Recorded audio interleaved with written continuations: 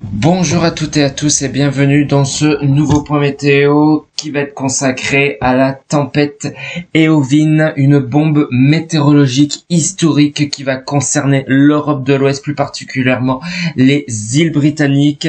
Cette tempête est décrite comme une véritable bombe météorologique qui va s'abattre ce vendredi 24 janvier sur l'Europe de l'Ouest. Ce système dépressionnaire exceptionnel en phase d'intensification explosive avec des pressions chutant sous les 945 hectopascales génère des vents tempétueux et des conditions extrêmement dangereuses.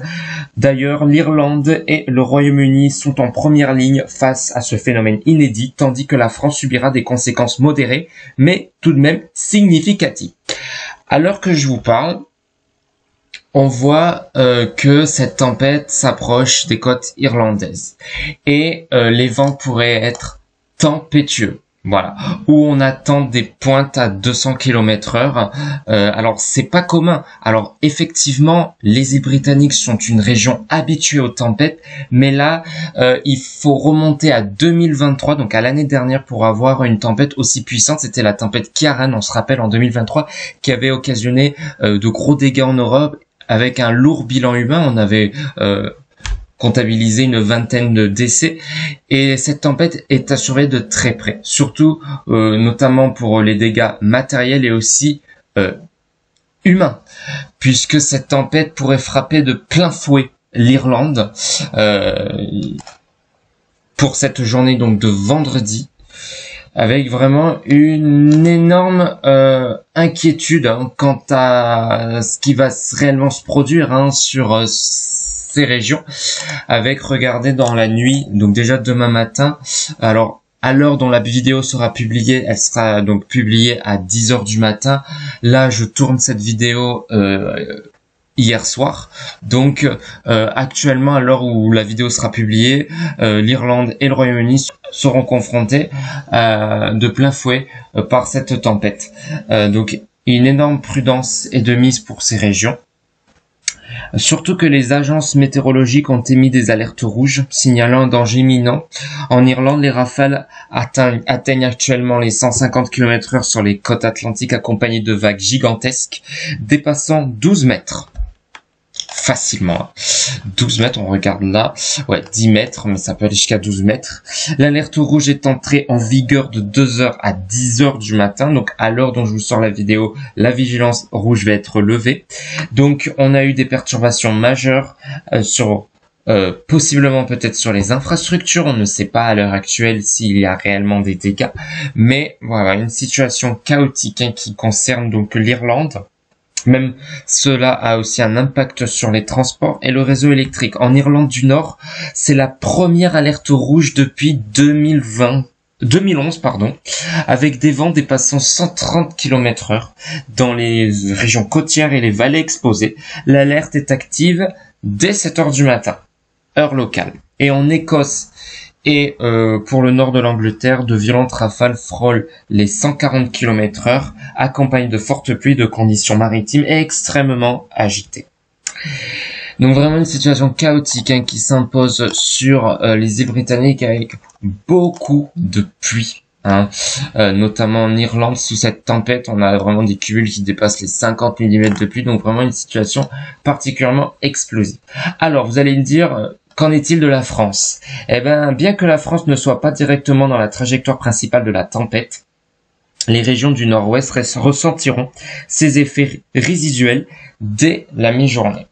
Alors, on va d'abord s'intéresser sur la situation en France, où déjà des rafales de vent dépassant les 100 km/h sont attendues sur les côtes bretonnes, notamment sur la pointe du Finistère, avec peut-être des pointes au-dessus de 100 km/h. Je vais vous montrer la carte des vents.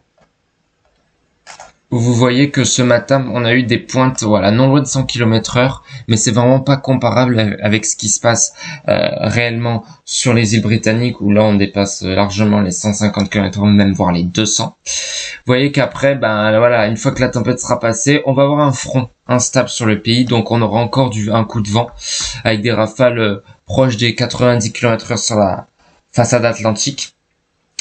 Mais voilà, donc une tempête qui va qui va passer très vite en fait sur les îles britanniques et sur le nord-ouest de la France. Ça ne va pas durer, heureusement, mais elle pourrait laisser derrière elle de nombreux dégâts.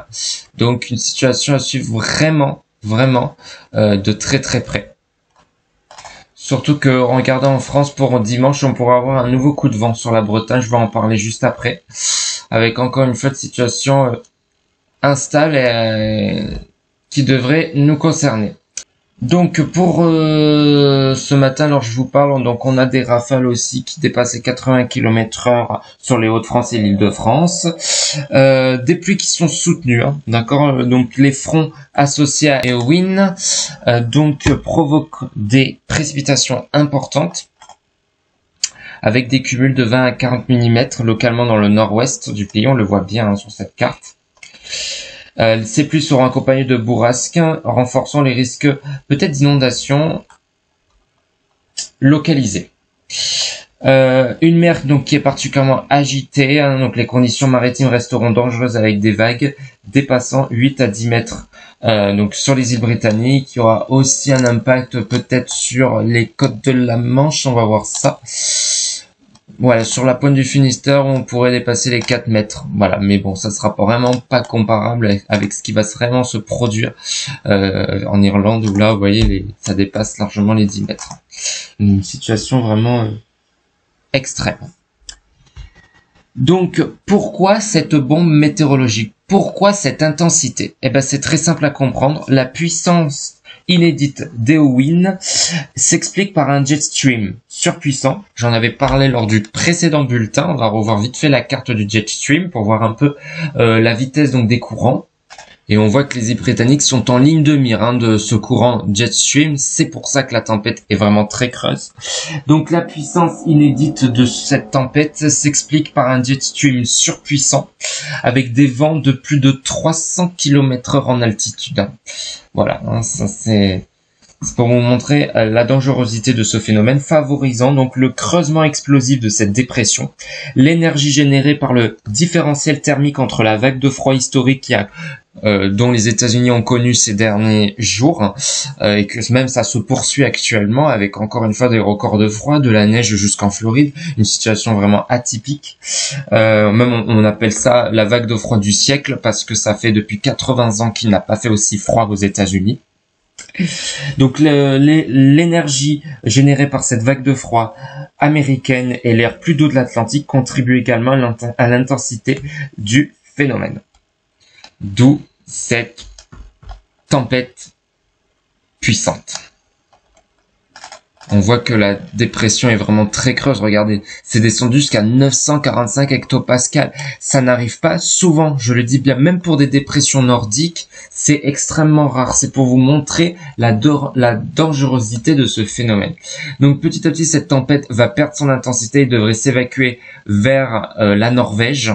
Mais regardez ce qui arrive peut-être dimanche, une nouvelle tempête. Alors elle sera pas aussi creuse que la tempête Eowyn, mais il va falloir la surveiller puisqu'elle pourrait donner de nouvelles pluies sur le pays et peut-être un coup de vent.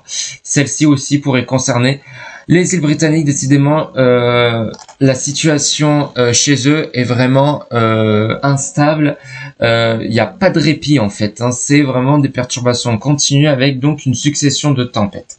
Donc pour les zones directement concernées par Eowyn, la prudence est impérative. En Irlande et au Royaume-Uni, d'accord. Donc les autorités recommandent de limiter les déplacements, de sécuriser les biens et de rester à l'abri durant le passage des vents les plus violents. Et tandis qu'en France, bien que les impacts soient moindres, les régions côtières du nord-ouest devront anticiper des perturbations dans les transports et des coupures peut-être d'électricité possibles.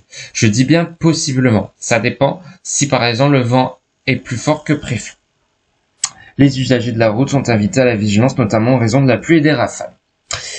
Donc une période durablement instable sur le pays, on le voit, la situation, l'anticyclone ne devrait pas revenir jusqu'au 1er février, donc une situation qui devrait rester chaotique, dépressionnaire, que ce soit sur les îles britanniques ou la France. Peut-être l'anticyclone pourrait refaire son apparition vers le tout premier jour du mois de février, mais ça restera à affiner. Donc ça c'est l'analyse technique. Donc voilà les rafales de vent qui ont été observées cette nuit en Irlande. Ça a dépassé voilà les 200 km/h. Vous voyez ici sur la côte ouest de l'Irlande, on a dépassé largement les 150 km à l'intérieur du terre. Donc vraiment une situation chaotique, extrême qui s'impose. Et là maintenant, pour cette fin de journée de vendredi, vous voyez cette tempête va s'évacuer par le nord, donc le temps pourrait redevenir plus calme aux îles Britanniques, mais ça sera de courte durée, parce que je vous ai dit dimanche l'arrivée d'une nouvelle tempête. Voilà, dès dimanche on la retrouve avec... Bon, alors les rafales de vent seront beaucoup moins soutenues que la tempête Eowyn, mais quand même on attend de nouveaux coups de vent. Voilà concernant la situation des vents. Regardez l'accumulation des pluies en France pour ces prochains jours, pour vous dire qu'il va vraiment beaucoup pleuvoir. Ça va faire du bien, certes, mais ça sera en continu. Voilà, clairement, ça sera en continu. Aucune région ne semble être épargnée. Peut-être près de la Méditerranée, ça sera un peu moins soutenu, avec quasiment pas de pluie. Quelques millimètres, peut-être ça ira de 0 à 5 mm, donc c'est vraiment anecdotique. Mais regardez en Bretagne, on pourrait vraiment dépasser les 50, 60 mm. Et regardez l'accumulation, si on va au-delà jusqu'au 31 janvier, on voit même des accumulations supérieures à 120 mm, notamment sur près des Alpes, où il va énormément neiger. Donc toutes les frontières de l'Est doivent être les plus touchées par le risque de précipitation. Soutenu, il y en aura aussi de bonnes pluies sur l'Aquitaine, le Limousin, le Massif central, et voilà, je vous ai dit aussi sur la Bretagne. Donc vraiment une situation à surveiller de très près pour cette semaine, et ça va au moins durer voilà pour toute la fin janvier. Météo France place quand même des départements d'alerte jaune en lien avec la tempête Eowyn, mais voilà, pour vent et pluie inondation, mais ça, comme je le répète, les valeurs attendues sur le pays n'ont rien à voir avec ce qui s'est produit sur les îles Britanniques. Donc, après le passage de la tempête Eowyn, le temps restera fortement perturbé sur l'Europe de l'Ouest. Un défilé de perturbations océaniques se poursuivra jusqu'au début février. Je vous ai dit jusqu'au 1er. Donc, regardez la carte. C'est vraiment des perturbations. On continue avec peut-être une nouvelle tempête dimanche. Et j'en reparlerai dans un prochain bulletin, notamment samedi, où là, regardez, on aura peut-être de bons cumuls vers la Bretagne. Donc encore une fois, situation chaotique, regardez, c'est vraiment sans répit, il n'y a pas de répit, la situation risque d'être vraiment instable au moins jusqu'au 31, vous avez vu après, l'anticyclone pourrait refaire son apparition. Mais vraiment un temps instable au programme avec de bonnes chutes de neige sur les reliefs. Alors je voulais vous montrer aussi la carte des précipitations pour comparer aussi, où on voit qu'il va énormément pleuvoir. Alors regardez, vraiment toute la France va être copieusement arrosée. C'est surtout regardez vers la Bretagne où on pourrait dépasser les 80. Alors ça c'est le modèle ECMWF. Et le modèle GFS, bon voilà, c'est pratiquement la même chose, presque les mêmes cumuls. Mais c'est vraiment le nord-ouest qui pourrait déguster en termes de précipitations. Beaucoup de pluie attendue. Et aussi, vous avez vu sur la péninsule ibérique, notamment vers la Galice, là aussi, on attend beaucoup de pluie là-bas. Une situation aussi extrême. Donc, un défilé de perturbations se poursuivra, accompagné d'un flux de sud-ouest doux mais venteux. Une nouvelle tempête donc pourrait émerger dès la semaine prochaine, alors plutôt dimanche, voilà, j'en ai parlé, avec donc un risque de nouvelles pluies à caractère soutenu, peut-être de fortes rafales de vent.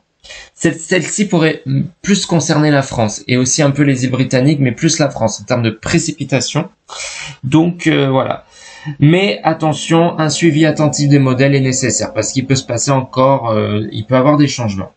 Donc en résumé, la tempête Eowyn marque un épisode météorologique d'une intensité rare, donc laissant derrière elle des conditions instables et agitées pour les jours à venir. Restez informés et vigilants face à l'évolution de la situation. Je vous referai un bilan notamment de la tempête donc Eowyn sur le nord-ouest de la France et sur les îles Britanniques ce week-end. Voilà, donc on pourra maintenant faire un bilan détaillé sur cette tempête vraiment atypique.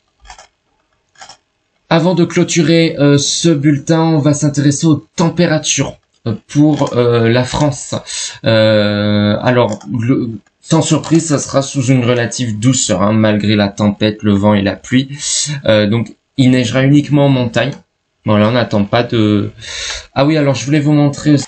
Vous vous rappelez, la dernière fois, il y avait un risque d'épisode pluvieux-neigeux sur les côtes de la Manche. Finalement, ce risque est nul. Voilà, aucune chute de neige n'est attendue, hein, si on regarde la carte de l'enneigement. Alors, on voit bien que pas de neige est attendue, hein. Voilà, donc c'est un faux espoir, hein. Je vous ai dit qu'il fallait être prudent parce qu'il peut y avoir des changements. Ça va être uniquement sur les Alpes où il va vraiment bien neiger. Voilà, des cumuls supérieurs à 40-50 cm par endroit. Donc voilà. Mais en France, ça sera plutôt un risque de giboulée, mais pas de neige attendue. Voilà concernant ce risque. Donc vous l'avez compris, concernant les températures, eh ben, ça sera sous une relative douceur, notamment dans la nuit prochaine. Regardez, on aura déjà des pointes à 14, 15 degrés, même voire 17 degrés en Aquitaine, pour vous dire, c'est vraiment largement au-dessus des normales, hein, y a rien à dire, mais ben, normal, ce sera sous l'agitation, donc sous une couverture nuageuse, les nuits ne seront pas dégagées. Mais vous voyez que pour les prochains jours, ce sera pareil. Ça va peut-être un tout petit peu baisser, hein, dans la nuit du dimanche 26, où on pourrait frôler le gel, notamment sur le nord-ouest. Mais vous voyez, dans la journée, ça va un peu baisser dans le nord, où on devrait être en dessous des 10 degrés, avec pas plus de 7 degrés à Paris, y compris en Bretagne. Donc voilà, ça va un peu baisser dans le sud-est aussi, on se rapproche des 10 degrés. On ira tout de même jusqu'à 12 degrés près de la Méditerranée, donc on sent que, voilà, il y a une petite baisse, avec notamment l'arrivée de la tempête.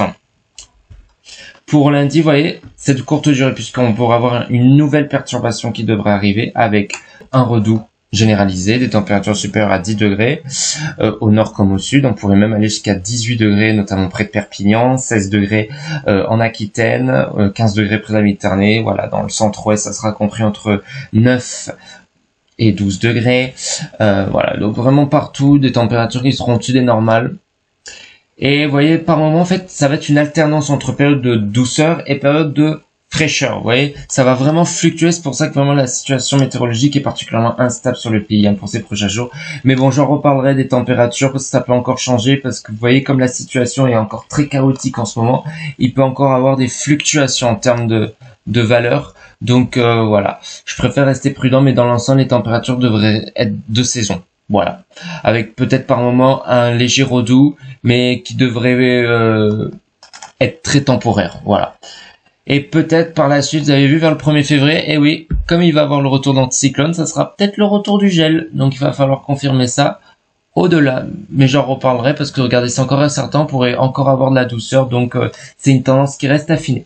Voilà pour ce point météo très bref, donc sur notamment sur la situation de la tempête Eowyn sur l'Europe de l'Ouest, donc qui va rapidement s'évacuer vers l'Europe du Nord. Donc la France sera pas trop touchée, bien qu'il y ait un risque de coup de vent sur la Bretagne, mais c'est assez classique en hiver. Par contre, on attend quand même de bonnes pluies sur la Bretagne, donc voilà. Néanmoins, soyez extrêmement prudents sur ces zones-là, même s'il y a une alerte jaune, il faut redoubler de vigilance. Donc je referai un point météo samedi sur le bilan de cette tempête extrême et atypique, et j'affinerai donc les prévisions pour cette toute fin janvier, peut-être aborder la première semaine de février. Sur ce, n'hésitez pas à liker et à vous abonner, et on se retrouve très prochainement pour un nouveau point météo.